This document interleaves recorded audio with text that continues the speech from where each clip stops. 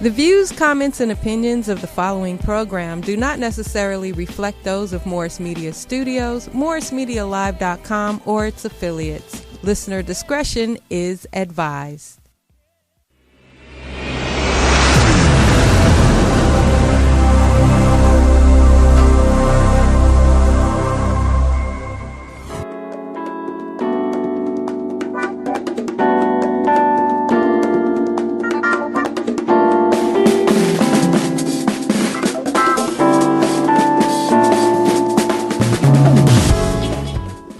Hello, this is our Hidden Treasure Moments podcast. I am Kara Adams, your host. I am so excited to have my great friend, Dr. Lita Harris, here with us doing our show. And really the Hidden Treasure Moment, this podcast is all about giving. I say everyday people, but it's really amazing people, really a platform to talk about the things that they're doing in our community. And Miss Dr. Lita Harris is no different. Now, just to give you a little feedback, or a little background. History. Now, I have known you for like maybe 10 years? 10 or more. Maybe more. Yeah. And it was funny. I don't know how many of you remember Monavie. Like, it was this amazing drink. Like, everybody and your mama was out selling, like, these... drinking Monavie, right. It was, like, the most expensive vitamin in a wine bottle ever. But, like, it really worked. It worked. And, like, the people I met doing Monavie, like, I still know today, which is absolutely... It has to be something to... really the amazing quality of that product. Yes. And like the people who were doing it were good people who wanted something. And networking. Right. People that love networking and helping people. Yes. They all have like the same similar, values. Yes. Yeah. Well, and that kind of leads me, and I think when we met, I knew that you were a doctor, but like now I know you so much more and so much better after preparing for our podcast today. Yes. Now you have your very own practice. Yay! And it's called Nurturing You Women's Health and Wellness. Okay. Exactly. So I didn't tell the viewers much about you, but like I know that you were originally from Panama. I was born in Panama, And then you moved to New York as a child. Yes. And then went to school there. You had, a family that really worked and understood the importance of education. Yes. Absolutely. So, tell us a little bit about you, a little bit about yourself, because I'll jack it all up. Okay, we're going to go way back. way back. Yeah, like you said, I was born in Panama, but I grew up in New York. And New York in the house. New York, totally New York girl. Every once in a while, if I'm tired, the accent comes out, talk about my coffee and going to Long Island and fix the dogs some food. So it comes out every once in a while. But I absolutely love school. That was an unusual thing, but I loved learning. I loved just embracing the whole thing of doing the best that I could possibly do. And so although I had my parents there that, again, regarded education very, very highly, it was something where I had a very strong motivation to just do my best. I wanted to just make myself feel the best that I could. And I was never going to be one of those people that was settling for mediocrity. So I always pressed. I always, at every level, strive to do the absolute best at every level. And I'm, my husband, my dad tells me that I'm probably one of the only little girls that said when they were 9 years old, I want to be a doctor when I grow up, and I actually did it. I actually, from a young girl, knew that I wanted to be a physician, and I just pursued my dream. So, but it was no joke. A lot of commuting. Talk about like the walk. Oh my gosh. Well, okay, put it this way. When you grew up in New York and you don't have cars, for us, we did not have cars. So it was all about public transportation, walking, or should I say walking? Okay. You took the bus, you took the train, you walked. And, literally, there was like miles that I would have to travel on foot, with train, with buses. I mean, you just walked. You know, that was the way you got around in New York. So, and I think I read that it took like 2 hours one way to get to school. Absolutely. And how old were you at that? Well, that was in high school.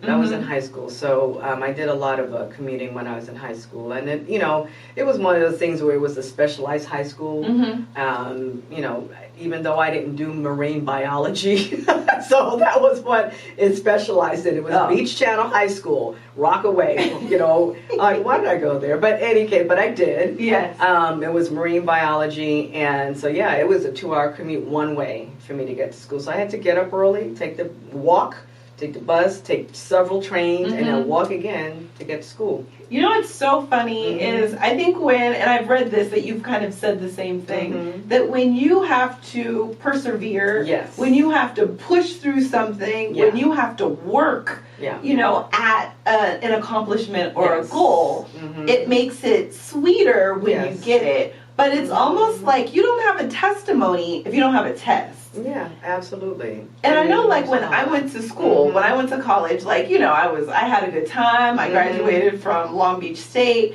But it took my parents, like, 3 or 4 years in to say, okay, we're done. We're not paying for this anymore. And when I had to start paying for myself, paying for my way to school, it's like that's when that hunger awoke in me. And it's like that's when I got on the dean's list. That's when I really, you know, I switched to kinesiology. And, you know, I loved kind of medicine. I loved the human body. I loved kind of how it all worked. Even though anatomy was not my thing. It took me 3 tries, but eventually I got it. But it's like that's kind of I think when I read your bio, you know, even when I knew you before, I knew that you were a grinder, that you worked really hard. But I didn't like recognize truly how hard you worked until I started reading about you. And so like with that, with how hard you work and everything you're doing, you know, it's funny, if you guys have watched any of my past episodes, I had one of my good friends, Carrie Madrid. Oh, Carrie. And she was on a couple of episodes back, and we started just talking about like women and the issues that we have that are facing like women, you know, who have gone through cancer, have gone through menopause, and like, you know, the work that you do is kind of, it's not just women, but you focus on some of the gynecological kind of issues. And so will you kind of tell us about your passion and kind of where that comes from and why you chose OBGYN in gynecology? Right. And you know, it's interesting because I think I can go back to when I was in college at NYU.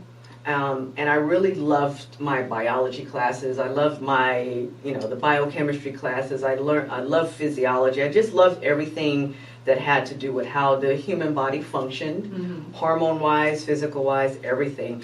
And I kind of took a interest in liking to understanding women in particular, because we're kind of different. You know, the women... In all the best ways. Oh, of course. The best ways. You know, so women are just different. We tick differently.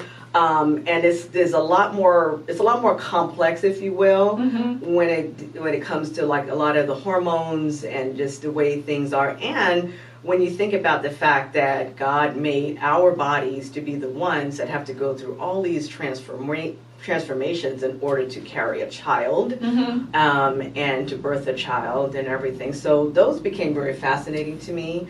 From college. So I kind of thought I would like that. When I got to medical school and started really digging deep, it became more and more just like, I really like this. I love this.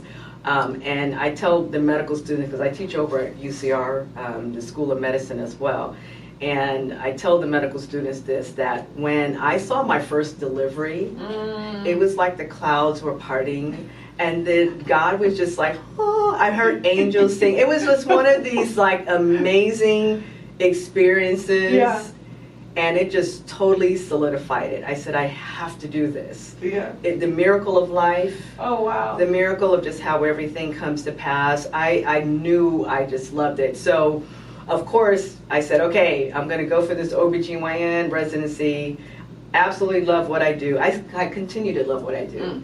Now, what's really funny is that my sister just had her baby. Right. Like my little nephew is named Ryder. Hey, baby Ryder. And I was in the delivering room holding the leg up. I didn't have that, the clouds opening experience. I had, oh my Lord, make this end. Of course. Well, when you're on this side of it, I mean, I've burst a couple myself, so it was, and actually, to be honest with you, when you go through pregnancy and deliver yourself, there's a whole nother level of appreciation. Yes. A whole nother level of appreciation. So, so it basically was something where I said, no, I love what I do. But I think what I love the field because you can modify it over time. So I did the obstetrics part for the first 15 years after residency, and then started kind of getting a little bit more into depth about just lifestyle and just women's health, not just pregnancy, but just women's health as we get older. And then I started having my family, my blended family. Went through divorce, remarried, so 5 kids. Raising 5 kids, while you're a doctor.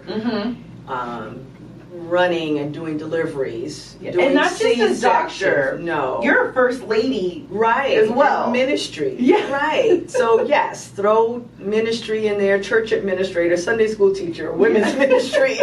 Throw that in there. And it was just one of those things where it's kind of like, okay, something has to give, because literally I was at a time of my life where it was just too much of me being pulled in too many different directions. And that's when I decided to just stop the OB part of it. Okay. And that's when I started teaching and just focusing on gynecology and then the other, 10 jobs that I have. But the passion then started turning into educating and letting women just understand more about lifestyle changes, lifestyle things, natural things that they can do for their bodies, as opposed to just writing prescriptions and giving them prescriptions. I really started having like an awareness of, okay, what am I doing? Someone has a condition, knee-jerk, write a prescription, then it got side effects. I got to deal with those side effects. And then it got other side effects. And am I really addressing what the underlying problem is? And that's when things really started to turn for me. And did you have, in that awakening, did you decide to go from kind of the big box medical center hospital to your own practice because that was happening? Yeah. And it was a transition. So, so that not doing the obstetrics part of it was kind of first, because you had a lot. There's a lot. Okay. So moving away from that, and then I started teaching in 2006. And then doing just gynecology alone. Office gynecology alone at Kaiser. Actually, I did that from January of 2008 until June of 2015. So June of 2015 was my 25-year of practicing mark. And underneath the structured, facilities, and I was limited in what I could do and what I could offer patients. And that's when I decided that I got to go on my own. And that's kind of opposite, because a lot of physicians may start off with their own private practice and then try to ease down and then go into like a big multi-specialty group so they can share the responsibilities with everyone. So I kind of did the opposite, where I was like, big multi-specialty group, OB, and then just another multi-specialty group, but just doing office gynecology to I need to be me. Yes. I got to, when I say I'm caring for someone, when I say that health care, wellness, that has to mean something to me. And I absolutely did not feel that I was giving everything that I could give in a setting where I am being dictated to of how long these appointments have to be scheduled for. I can't see someone who is a first-time hormone consultation visit raging menopause, everything that goes underneath the sun, and I'm seeing her, meeting her for the first time, and I have to see her in 15 minutes? Yeah. No. So that happened just one too many times, and I said, you know something, it's a big step of faith, but I said, I got to do this because I got to be me. I got to do me. Right. I got to take care of people the way I feel that taking care of people. I got to define that. I got to live that. I got to walk that. I got to practice that. And it has to feel so much more rewarding. Oh my gosh. I mean, it's believe me, financially. Yeah. Woo. So financially, it's very challenging. I thought it was going to be the opposite. No. On your own? No. No. No, when you're on your own, it's way more challenging for me. It is. I would never have thought that. Yeah, because, the thing is, first of all, I started off with just as a cash consultation, and then you start seeing, insurance patients. Insurance is not going to pay you. I mean, I'm sorry to say that. Hey, I see insurance doesn't pay you for the time that you spend, and I'm not going to compromise the time. Okay? So when people go and they see physicians, and sometimes oh my gosh, it's such a long wait, it's because they get paid so little per patient that they gotta turn stop. They gotta make it a volume-based thing, and I'm not gonna do that. So basically, I just have to accept, whatever for whatever period of time. Even though I spend a lot of time, I'm only gonna get paid. So it's challenging because of that. Yeah, it's challenging, but like you said, rewarding. Right. I wouldn't change it. Well, I feel free. I can do what I want. I can practice how I want. I can offer patients options that I was not able to offer them before. I can have products in here that I feel are beneficial to help them. I can spend time and coaching and educating. Right. And you're kind of the master of your own domain. Yeah. No, I get that completely. Yeah. We're going to take a really quick break. Sitting here with Dr. Lita Harris is amazing. And so when we come back, we're going to talk about kind of some of those products, some of the things that we would never know about. Right. And one of them came out of my, a couple of episodes ago. Carrie. Yeah, with Carrie. That there's a procedure to help formalize some things. Absolutely. So we're going to get back. As soon as we come back, we're going to talk about that. Hello, my name is Kara Adams. I'm the author of Hidden Treasure. I'm a speaker, I'm an entrepreneur, I'm a cancer survivor, and what I want to do is invite you to my one-day VIP gym retreat. It's at the beautiful Mission Inn. The retreat will be on May 11th. It is from 8 a.m. until 5 p.m. The retreat is for anyone who puts themselves last because you're putting your family first, you're putting your career first, and what we want to do is to put you first for once. So if you are looking for a day of pampering and to just be treated like the king or queen that you are, please feel free to come and to join us. Find out how to sign up for it if you go to my website, which is www.karaadams.com, and I hope to see you there.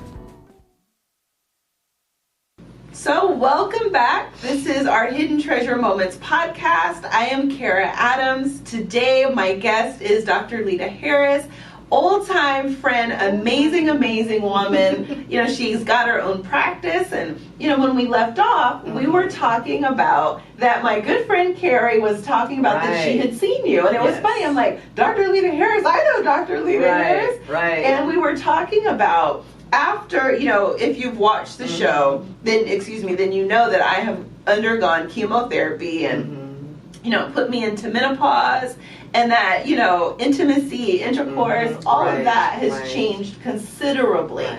And, there was nothing that my doctor could tell me other than use lubricant. and that didn't really do it. And so I would complain, and I'd say, like, it's just not comfortable. It doesn't feel good. Like when when my husband is advancing, I'm like, oh Lord, like razor blades. Yes, it's like razor blades. It's like the sandpaper. Yes. That it's just, my body is not the same as it was. And like hormonally, I'm just all over the place. And she was saying something. Now, tell me what it's called. It's like a it's like a... Okay. It's the machine itself. Yeah, and like what it is. Right. The machine itself that I have is a FemTouch. Okay. And the procedure is called, they kind of lay terms say vaginal rejuvenation or vaginal revitalization, okay? And essentially it is something to restore vaginal health. I'm going to put it that way. Okay. It's something to restore vaginal health. The procedure itself is a CO2 laser. Okay, now it might sound like, whoa, CO2 laser. Like hot and painful. Right, but it's not painful whatsoever. There's no pain. There's no downtime. It's an in-office procedure. Now, when you say no downtime, like you don't have to take off work, but you might not have intercourse that night. Well, we tell people nothing like for 2 days. No intercourse for 2 days. Okay. Yeah. So it's because you're basically allowing the cells to heal. Okay. And so it's a CO2, and essentially what it's doing, it's creating like just micro, and I hate to say this, but this is what it is. It's like micro trauma in the lining of the vagina, okay, through like little lasers. So what happens is that it allows the natural collagen, elastin, glycogen, all those healthy things to start growing in. So you're not totally, obviously killing everything, but you're just doing enough spots so that the body's natural healing process starts kind of activating, and so that it starts to restore and heal. So you're basically allowing the normal healing process to do the trick. So you're doing that, and essentially you do the whole vaginal canal. We can also do around the opening, because sometimes people are fine high up inside, but that initial entry point in the lower part of the vagina can be very, very painful. So we can do inside, we can do outside as well. And there's even some treatments that we can do actually on the labia, because some women do have issues where the labia may kind of be like darkened as far as the color is concerned. I know it might kind of sound like a little vain, but they kind of want their vulva to look a different color. So, and you can also shrink like a prettier down. flower. Right, pretty. A pretty vagina. Right. So you can also do some treatments to help to lessen the size of, some of the labia as well. So, but here's, the size of it. You can kind of do that to lessen it, because sometimes people have, like very elongated. It's not going to be something like a surgical, but it can help to reduce the size of it. Just tighten it a little bit. Almost like. And you do that, but guess what? That's actually the way it was first used. The same CO2 laser procedure is done on the face.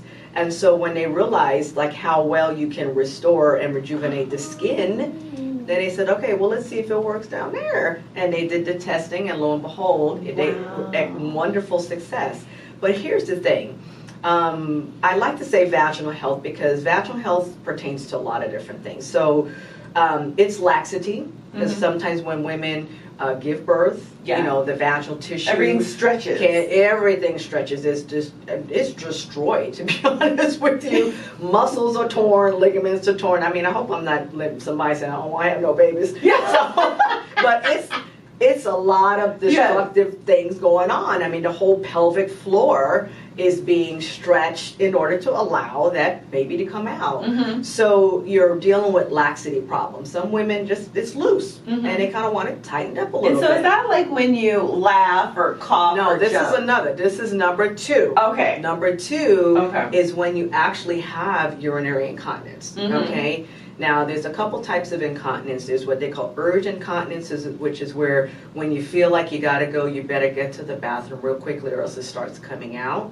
And then there's stress incontinence, which literally is like if you cough, you laugh, you sneeze, you jump, then it comes out. So both of those types of incontinence can actually be treated with the FemTouch. Oh my goodness. So you have, and actually, to be honest with you, my patients that I've treated over the last several years, those are the ones that actually have been coming and getting great response. Because when you're leaking, yeah, nobody wants to be wearing pads every day. So women who have to wear pads because if they cough, last sneeze, here it comes. Mm-hmm. Or if I need to go, I better hurry up. Mm-hmm. So it helps the bladder. It helps to repair like urinary incontinence. Now it's not going to do the major, okay? But if it's mild incontinence, if you have mild prolapse, then it can actually lift it because again you're regenerating that collagen, elastin, that healthy tissue, and you're actually lifting that up. And now, what if you've been told that like you have endometriosis or like totally different though? But does that limit you? No. Or okay. No. So again, it's the laxity, it's the urinary incontinence, so bladder health. Mm-hmm. And then the third part of it is the atrophy and the thinning, the dryness, the burning that comes from a lack of estrogen, okay, another hormone. So perimenopausally and menopausally women, as their ovarian function declines, then they start losing their estrogen, okay? So as that goes down, people don't realize you have estrogen receptors all through your body, from your brains, your skin, your hair, your GI tract, yes, the vagina, yes, the bladder, yes, everything.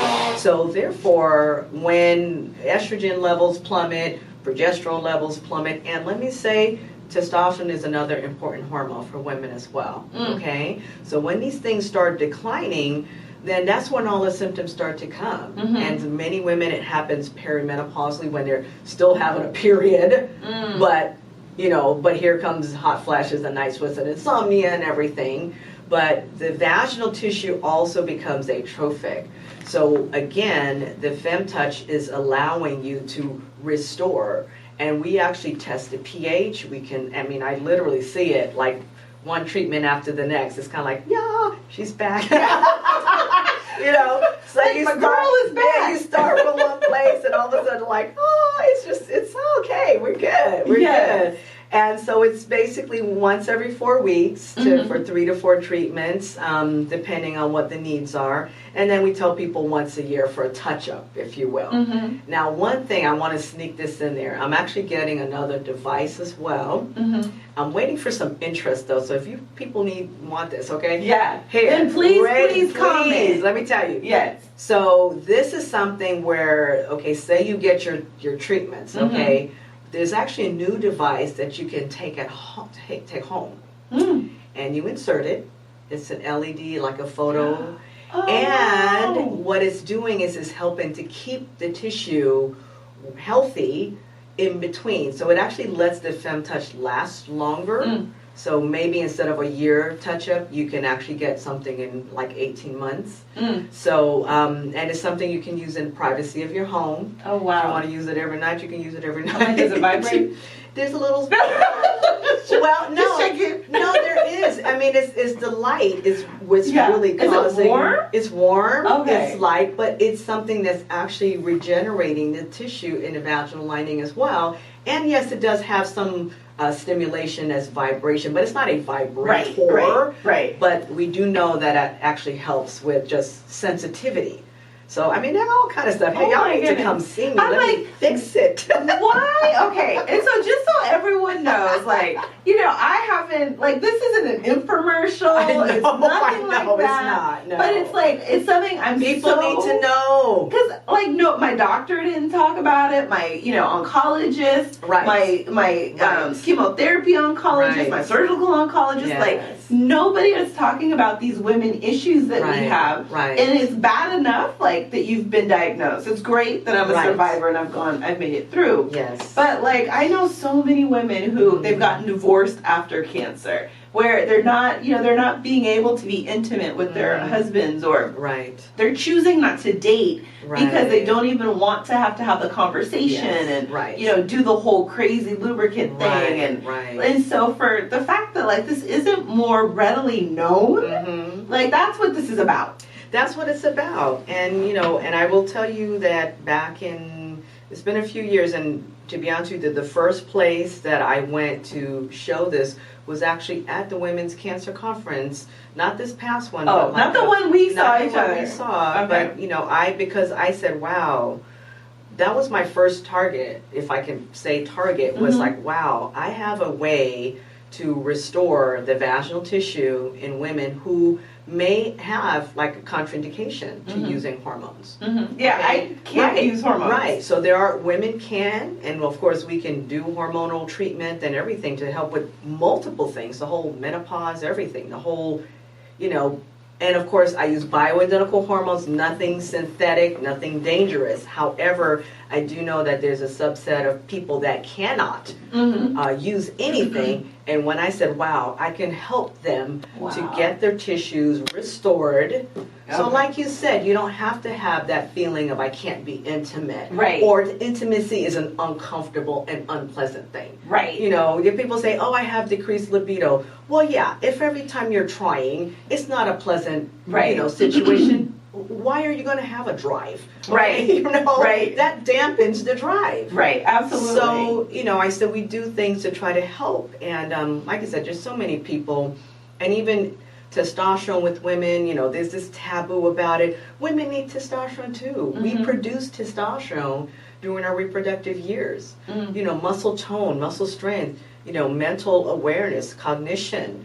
These are all things, exercise endurance, libido. These are all things that make a difference. Oh, wow. Yeah. And so, is this something that, like, insurance doesn't cover this, right? Insurance ain't gonna pay for it. I was like, they don't cover, rejuvenating the vajayjay. Well, and something... And that's where advocacy, has to come into play. And I'm actually involved right now with a woman that I just went to a conference last week. It's the Intimate Wellness Institute, and basically her whole thing is we need to get things like this in the forefront of and I know it's gonna. I don't want to take too much time with it, but it's amazing how quickly things are able to be passed through for approval when it has to do with men's sexual health. But when it has to do with women's sexual health, I mean, it's years and years. And there's this paternal thing of like, oh, she can't, she's just fine. Or, that's what happens with aging. Right. Patch it down. Right. And you shouldn't be having okay. sex after menopause anyway. And it's just there's this thing of like women are supposed to just accept this and, go in a corner somewhere and shrivel up and be unhappy. And like you said, deal with situations where, I can't be intimate and divorce and, just unfortunate things that can happen. And it's real. It's real, and so I think advocacy and pushing, but right now, no, insurances don't cover things like this. But I will say this, and this is something that I truly... I like to empower women to do. And I put it this way, don't let insurance dictate your wellness or your health, okay? We all have choices to make. We all make decisions on what we want to spend money on. Right. If it's important, you'll spend money on it. If you value it, right, you're going to put your money there. Right, absolutely. And it's something where, hey, if I got to save some money up, if I got to do care credit, whatever I have to do, but my wellness, my sexual intimacy, my hormone status, my balance, my mind, anxiety, depression, is so much that happens. These are all things that's important to me, and I value it, so I'm going to do something about it. Yes.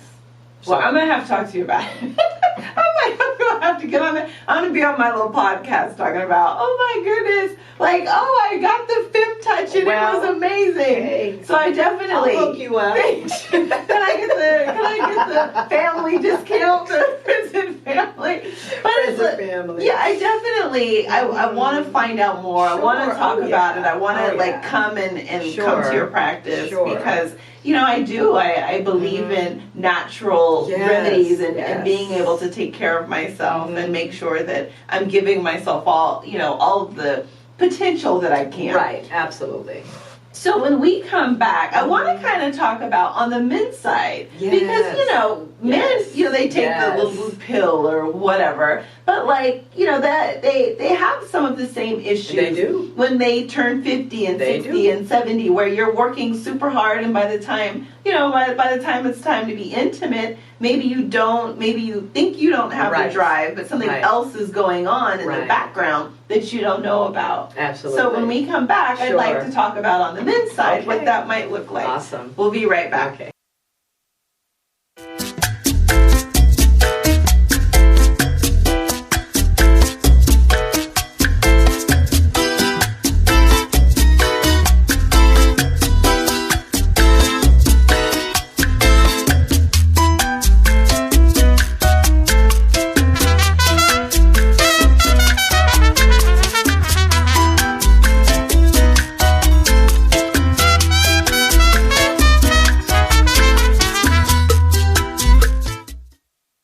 So welcome back to our Hidden Treasure Moments podcast. Again, I'm Kara Adams. I have the amazing, magnificent, empowered Dr. Lita Harris here with me. Thank you. And with her practice, Nurturing You Women's Health and Wellness, which I'm so proud of you. Thank you. So amazing. Thank you. You have to come see the building, find out about FemTouch.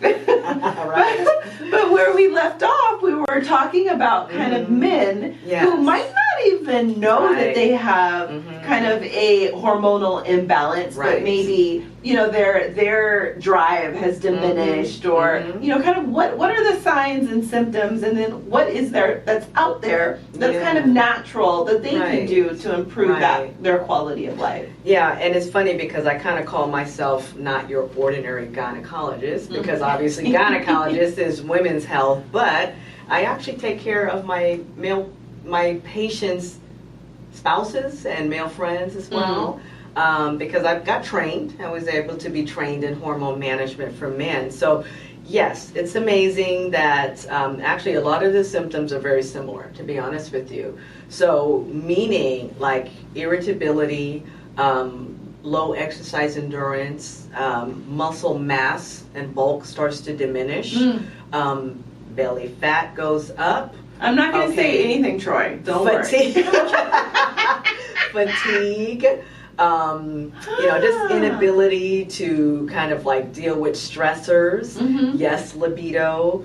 So those are some of the things that men deal with as their testosterone level starts to diminish. And so, and you're right, around 50 or so is when things can kind of start going down. So now, yes, I mean, you've probably seen a lot of commercials about a lot of testosterone boosters and things like that. And some of them actually do work to some degree.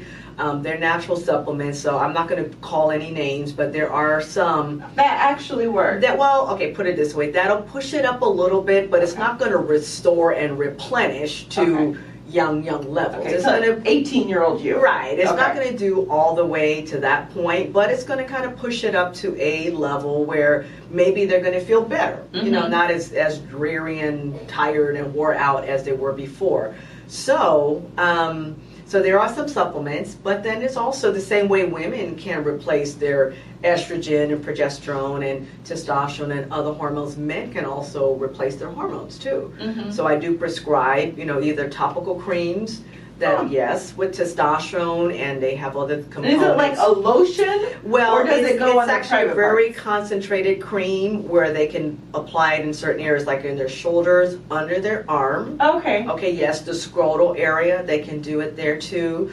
Abdomen. So there's a variety of different places. Now, one of the tricky things is that for men, of course, their testosterone that we prescribe is way, way, way more potent than what a woman would. So every once in a while, I'll have a male and female partner, you know, whether they're spouses or not. And unfortunately, the woman is not even on testosterone. Her testosterone is going up because they're in contact. Oh. You know, that little rubby-dubby thing?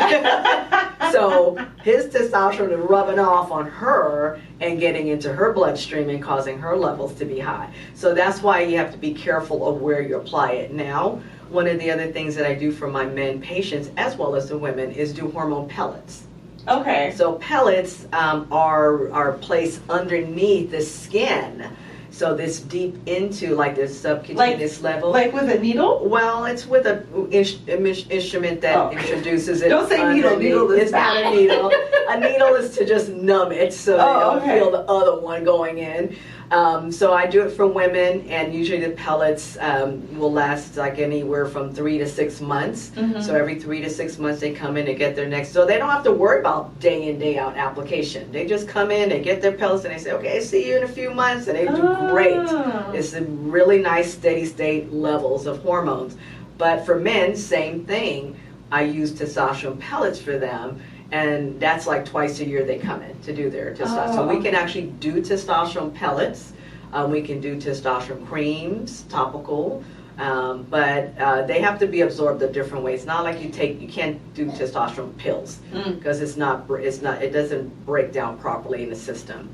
So it has to be done a different way. Okay, so if you see like an ad and they're like selling testosterone pills, like stay far away. Like don't go to Mexico and get testosterone. No, it's not. I mean, injection can be done. Injections have a few little more side effect profile than just the natural bioidentical creams or the natural bioidentical pellets. Okay.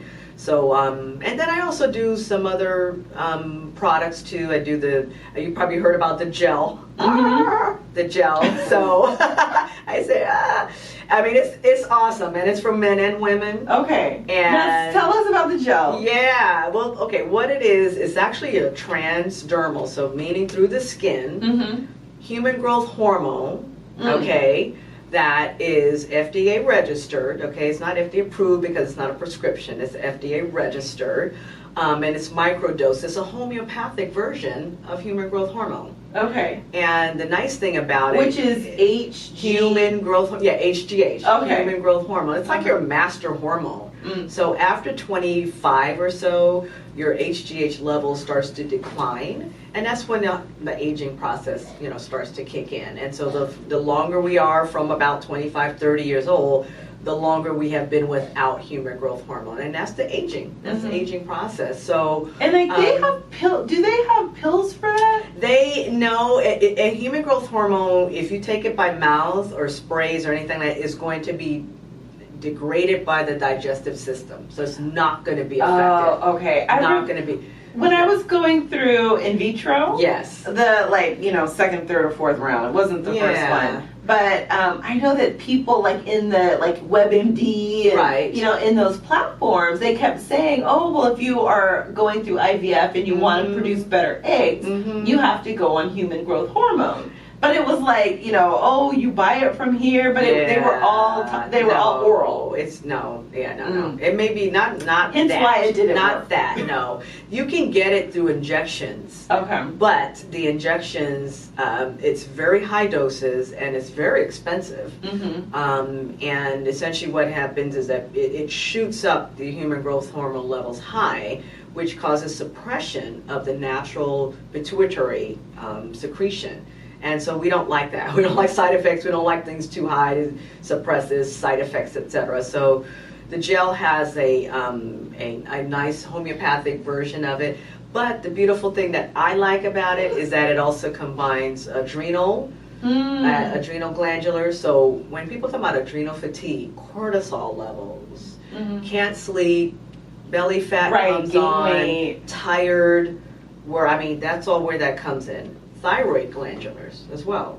So it helps to support thyroid as well. So metabolism, hair, all of that stuff, as well as issues with belly fat. And it also has some other botanical ingredients in it that has tremendous amounts of benefits. So it's, sleep, energy, skin, your belly fat loss, muscle tone, joint health. People with fibromyalgia are doing great on it. It's just so many different things. And so I don't want to take too much time with that, but it's a phenomenal product. And to me, it's like if someone is over 35, they could absolutely benefit from it. Okay. And they could either, reach out to you to your practice. Sure. But if somebody wanted to look it up online, then they would just look up human growth hormone? No, the thing is there's too much stuff out there. Dr. Google has a lot of information that people unfortunately Mr. WebMD are equating. They go and they look up, human growth hormone, and they see all this ugly stuff. It's like, no, that's not the same thing. Okay. Because it's microdose, it's homeopathic, it's not the same. Mm-hmm. All of this gel. is the gel. It's not. Okay. It's a different version of it that's safe. Mm-hmm. A wonderful safety profile, and so really the best way is to, like, my website. I have a nice page that has what human growth hormone is associated with. Mm-hmm. So that way we know that when you start replacing it and doing it, these are the things that you can expect over time. So yeah, and again, men and women. Yes. My husband finally listened to me and started doing it regularly and consistently. He's like, you're right, I feel so much better. Oh, I'm sending Troy in. It's like, just use it every day, be consistent, I'm sending and it he's totally, he's like, when he doesn't do it, he knows this is the difference. So I love it. I mean, it's great. So. Oh, I think it's really good. So, we spent a lot of time kind of talking about the professional Dr. Lita Harris. But, I want to talk a little bit. You are so many things, that you are a first lady. Yes. And, knowing that, you and your husband, you guys have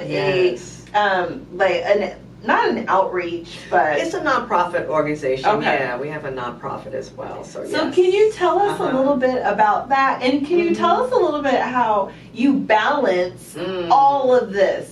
Having a practice, having 5 kids, having a husband, being a first lady, all of these things, the education, everything, the teaching, everything that you're doing. Because I'm just one of those people, I don't believe you can have it all. I believe you have to make decisions, and you have to make sacrifices, and you have to work really, really hard. Right. And so, can you tell us a little bit about how you've gotten here and your family and all that great stuff? Well, you're right. I think, as I was sharing earlier, one of the things that I had to realize, like you said, you can't do everything, is to me changing the way I practice, that had to change. So that was something that had to happen. And my husband and I, we've been in ministry together. I mean, he was a pastor prior to us meeting, but we've been in ministry now, 18 years. Oh, wow. This year will be 18 years. And yes, church administrator, Sunday school teacher, women's. I do a mentoring program with young girls as well. And God is in the middle of my life. And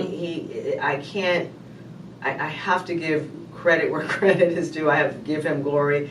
I can't do everything that he has ordained me and called me to do without his strength. I have to have the Spirit of God inside of me.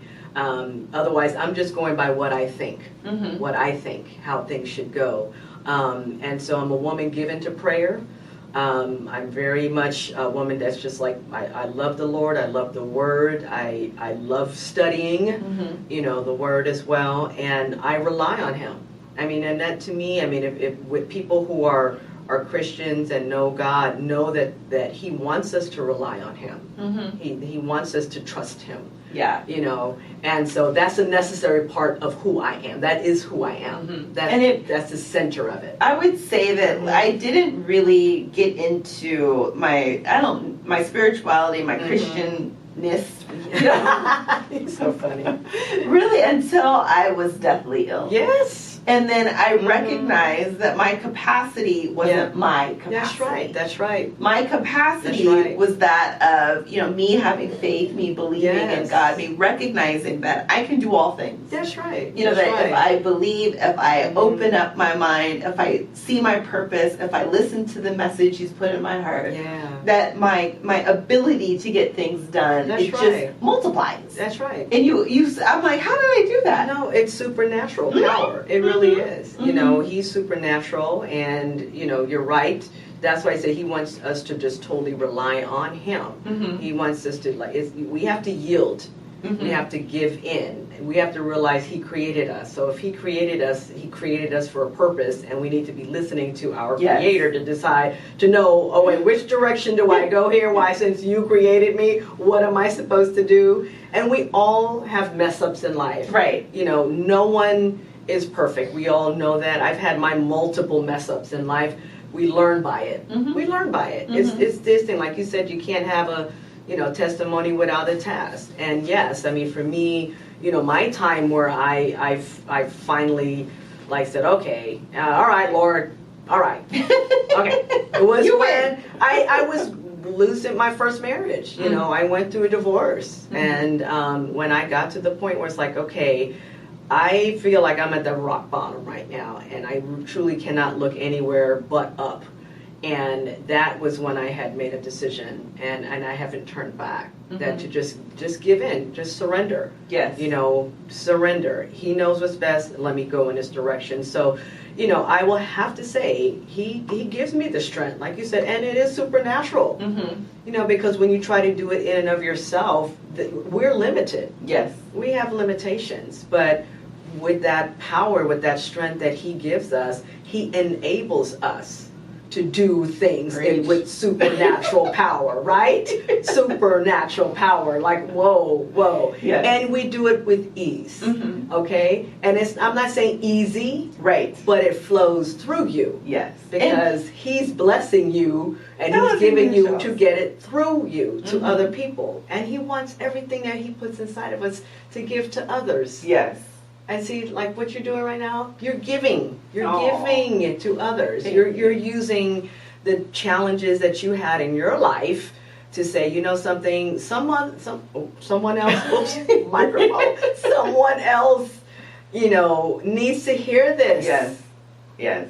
Well, it's funny. I say all the time now that I am a much more obedient person. Absolutely, yes. And that the things that I do, the things that I'm most scared of, are the things that in the back of my head I know God is challenging me. Oh, sure. And telling me, like, you can do it. Just trust in me, Kara, you can do it. Yes. And it's so funny. I have this VIP Live the Life You Love retreat. And I'm not that person. I'm not that person to like set up these events and put myself out there and really bring in a community. But it was on my heart. Yeah. And so I was like, oh my God, okay. Oh Lord, help me, Lord, help me, Lord. He's putting Jesus. it there, so he's going to give you what you need to make it happen. And it's funny because even last night, like I'm laying in bed, I can't sleep, I'm bringing all this anxiety onto myself. And finally I recognized, like, I don't trust.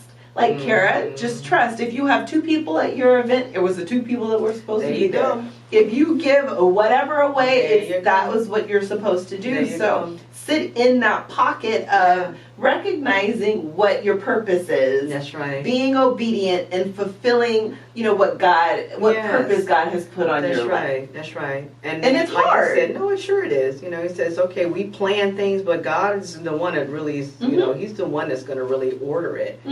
We can plan all we want to, and that's why, like you say, and I love what you said, because there's time where I plan things and it's kind of, okay, we got just a few people, and I'm like, hey, you go at it like there's a whole room full of it. Right. It doesn't even matter. Right. Because we don't know. He has purpose for the divine appointments that he makes for us with whoever it is that we're to interact with.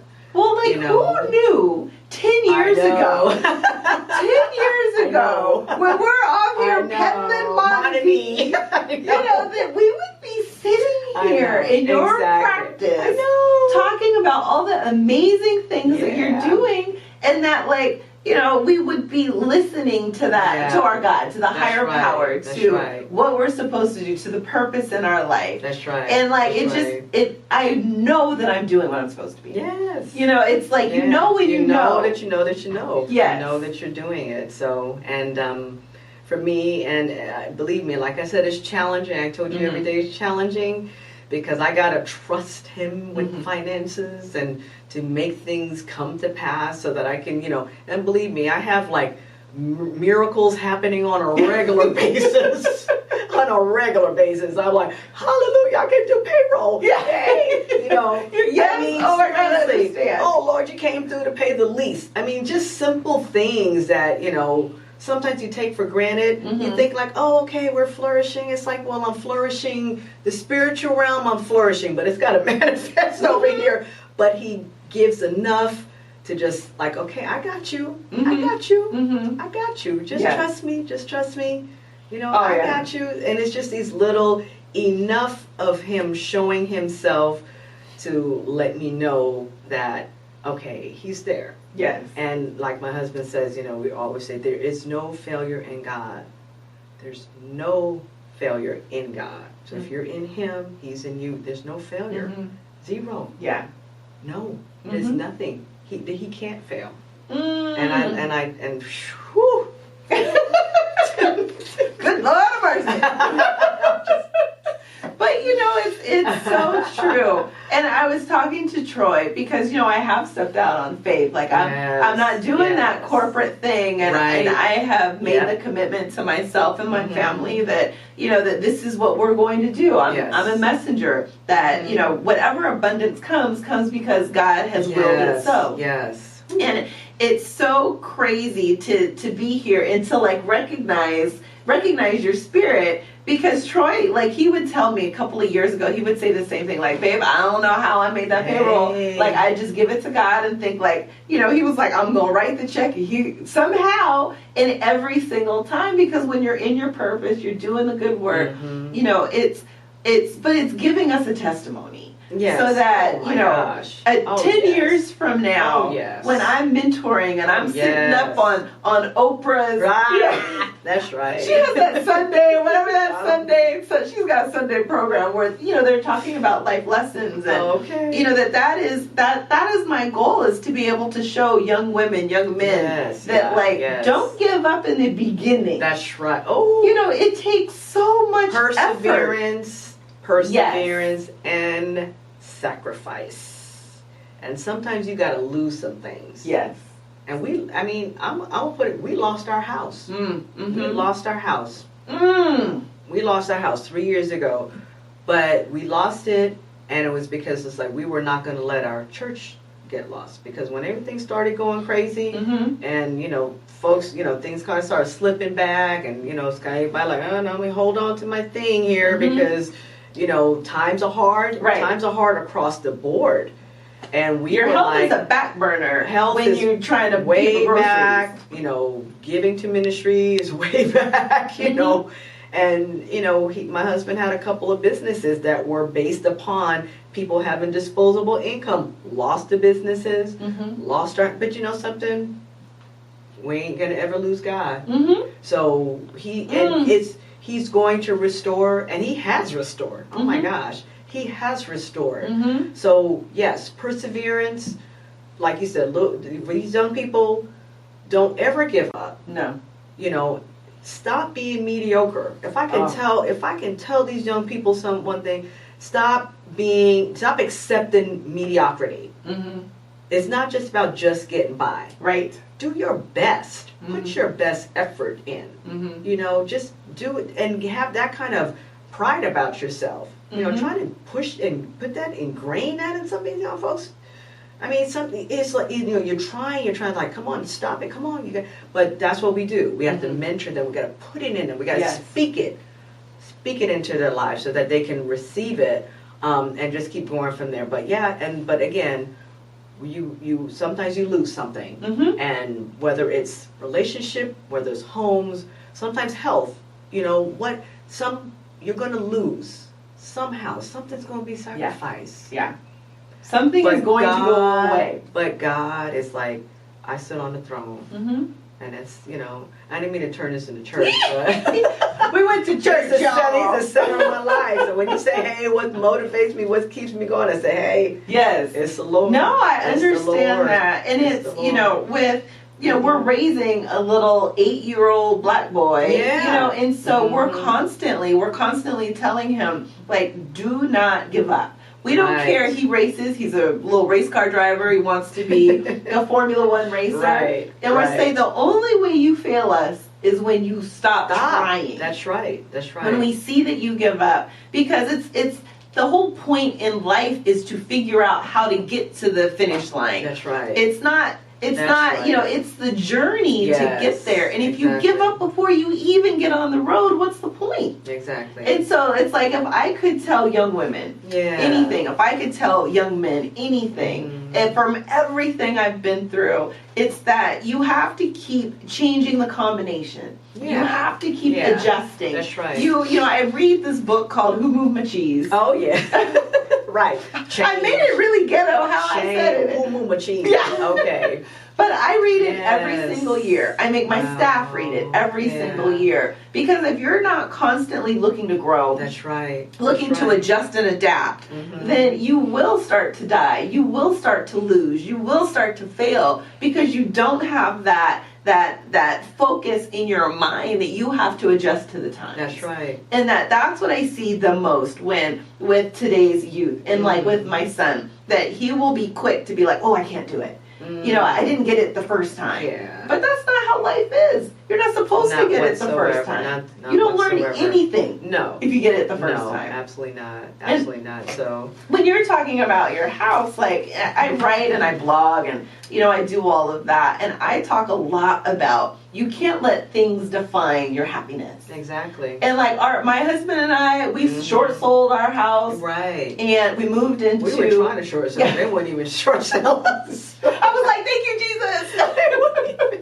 But you see what I'm saying? Yeah, but we moved into a 488 square foot trailer. Right. We've been in it 3 years. I fought cancer in it. Like my son, he is as happy as can be. Yes, we have this long couch. We all sit on it and watch TV. There you go. Like we're so connected as a family because we, you know, I mean, I'm human and sometimes I'm like, dang, I wish I had that big house on the hill.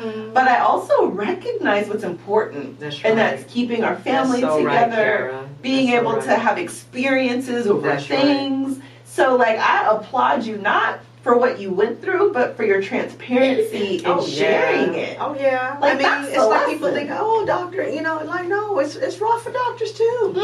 Because we don't think that. We think no, people don't. They don't. You know, it's like, and that's one of the things that a lot of times, you know, they look at me and think, oh, she got money. I'm like, if you only knew. Yeah. I'm glad I look like I got money, but if you only knew. I got sense. If you only knew. Yeah. You know, but again, you lose certain things you sacrifice. And like you said, we're renting a house. We way downsized, you know, because the kids are grown and gone. We raised our 5 children. We love our kids. They, you know, a blended family. My 2 oldest and his 3, but we raised them together. And our kids are so close. They're like blood brothers and sisters. They've grown up together. They love each other. They have a great relationship, and we have good relationships with them. But now we're on the other side of our, you know, like, hey, kids grown and gone, you know. So time for the naked room. People talk about empty nest. Oh, empty nest. And we're like, what?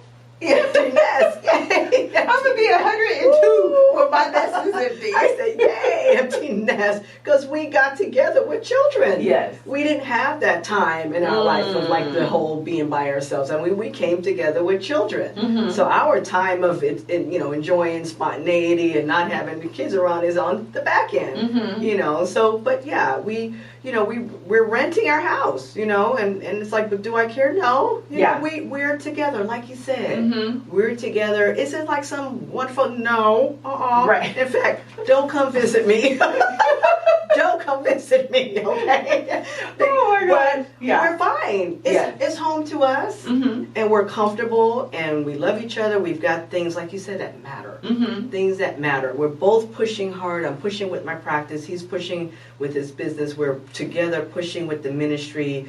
Our kids are great. We love our kids. And again, it's just knowing what to put priorities. You know, what are the priorities in your life? What do you value? Yes. What do you value? Yes. You know, and no, I've never been a materialistic person at all. And, you know, and I had a moment. I guess God knew. He was like, well, that's a good thing you ain't materialistic, because you ain't going to have no material. That's not my plan right now. For you. You're not going to have any material things. So, but, you know, I rest in peace, and I know that I'm doing what I'm doing because I'm very passionate. I love what I do, and I trust Him to give me the increase. So as we start to wrap up, I mean, I'm just like, wait, it did go fast. I told you, it goes really fast. Yes. But as we start to wrap up, and we start to, you know, I always like to end with, you know, what good word the big you say to the little you? Or like, what would you say to the youth? Or, you know, what have you really learned along your journey that you think is like so powerful and helpful to anyone out there who might be going through some things, or you know, might be just on their journey to self-discovery, or youth, you know, trying to figure their way? I think we kind of touched some things. A few things. I think with the sacrifice thing, I would have to say, wear things loosely. Wear things loosely. You know, so don't feel like, you know, you're doing so much to try to like hold on and get all that you can, and you know, as they say sometimes, get all you can, sit on a can, all that stuff. It's not about what you get, it's what you give. Yes. It's not about getting. And I think a lot of times people are so caught up on how much they can get that they forget about the giving part of it. So be a giver, wear things loosely, don't be so caught up. I think the young people today, as I shared, you know, just don't settle for just okie-doke, don't settle for mediocrity. I think my whole journey was always about the goal. You know, like how you said about there's something that's down there that you got to focus on.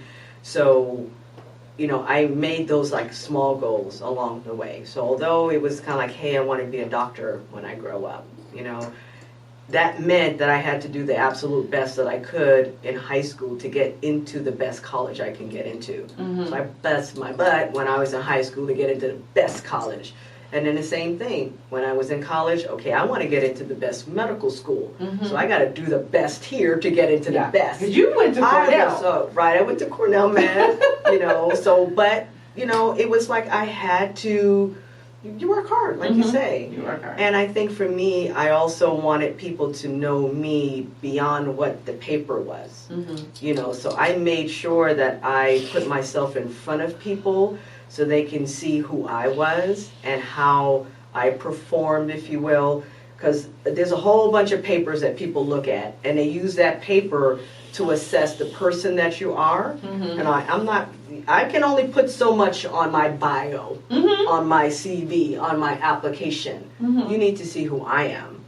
So I had to get in front of people so that they can make a connection with who this person is, and connect with me as a person, so that they would be, you know, like, oh, okay, yeah, sure, we'll take you into Cornell. Yeah, we'll take you into the residency training, you know. It was so just, you know, keeping your eyes on goals, and like you said, resetting, retraining, be okay, be flexible. Everything is not going to be like perfect, so know how to bounce back. Yes. Ooh. Yes. Woo. That was a big life lesson for me. Bounce back. I was very rigid. How to bounce back. Oh no. Learn how to be flexible and how to bounce back. So, and just love what you do, you know, and be passionate about it. Know that it's something, you know, I say find your passion. Don't just do something. Find your passion. Yes. I think that's really good word. Yeah. And I would say, you know, for me, I always change it, you know, depending on how I feel that day. Be flexible. Yes, but I would really like, what's on my heart is, you know, I think if people were more transparent, and if you learn to accept you for who you are, and not to wear other people's expectations of you, that, you know, be who you are, whatever that means, whatever that looks like to you. And learn to love that human being. Yeah. And like when you look at yourself in the mirror, if you're like, you know, I love this thing. I love being a beekeeper. Then be the best dang beekeeper that you can be. But if you know, if you follow someone else's passion, someone else's dream, you're gonna wake up at 50 and regret your life. And so that the whole goal to me, the whole mission, everything I talk about, my statements in life, my purpose in life is to show people that it's okay to be themselves. That's right. It's better than okay. It's the only way that you will find your purpose and be happy in life. That's right. So with that, embrace you. You gotta embrace you. Love you. Whoops.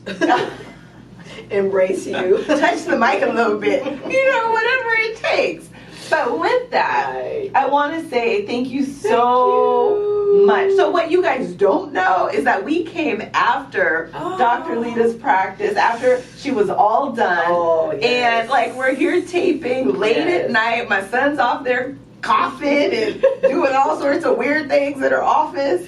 So it's like when we talk about the sacrifice, when we talk about doing it and doing it well, like you exemplify that. And so I want to thank you so much. I didn't even know what we were going to talk about. But I just was like, please. I appreciate it. Thank you so much. Thank you. Yeah, and you're beautiful. You're a beautiful woman. Thank I want to just, commend you for your book. Thank you. I was just like, I commend you for that. And yes, transparency, being genuine, being you. Thank you. That was what just really fed me. So thank you. Yay. Okay, you can see us every Thursday, 10:30 to 11:30. Please comment in the sections. We love to communicate. We love to connect. And please be good to each other. Be yourself. Be transparent and love yourself. All righty. Till next time.